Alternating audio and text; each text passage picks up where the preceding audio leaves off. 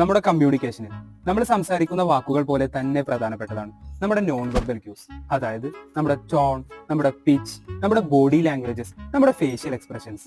ഇത്രയും നേരം നീ എവിടെയായിരുന്നടാ? ഇവ രണ്ടും രണ്ട് സന്ദേശങ്ങളാണ് നൽകുന്നത്. ഈ ഒരു നോൺ വെർബൽ ക്യൂസിന്റെ പരിമിതി മൂലമാണ് വാട്സ്ആപ്പ്, ഇൻസ്റ്റഗ്രാം, ഫേസ്ബുക്ക് പോലുള്ള ഡിജിറ്റൽ പ്ലാറ്റ്ഫോമുകളിൽ നമ്മൾ കമ്മ്യൂണിക്കേറ്റ് ചെയ്യുമ്പോൾ പല മിസ്അണ്ടർസ്റ്റാൻഡിങ്സും ഉണ്ടാകുന്നത്. പലപ്പോഴും നമ്മൾ ഉദ്ദേശിച്ചത് ഒരു തമാശയാണെങ്കിലും സീരിയസ് ആയിട്ടായിരിക്കും അത് കേൾക്കുന്ന വ്യക്തി മനസ്സിലാക്കുന്നത്. അപ്പൊ നമ്മൾ നീ ഒന്ന് പോയി തരും, നിനക്ക് വേറെ പണിയൊന്നുമില്ല, ഇങ്ങനെയുള്ള രോഷമായ വാക്കുകൾ തമാശയിൽ പറയുമ്പോൾ അതിൽ പല ഇമോജീസും ഇമോട്ടിക്കോൺസും ഒക്കെ ഇട്ട് അതിനൊരു തമാശ രൂപം കൊണ്ടുവരും. ഇല്ലെങ്കിൽ ഞാൻ പറയേണ്ടതില്ലല്ലോ, ഒരു കലാപം ഉണ്ടാകാൻ അത് തന്നെ മതിയാകും. അപ്പോ ഡിജിറ്റൽ പ്ലാറ്റ്ഫോമുകളിൽ കമ്മ്യൂണിക്കേറ്റ് ചെയ്യുമ്പോൾ കൃത്യമായിട്ടുള്ള ഇമോജീസ്, ഇമോട്ടിക്കോൺസ്, ഹൈലൈറ്റ്സ്, ടോണുകളും ഒക്കെ ഉപയോഗിക്കുക.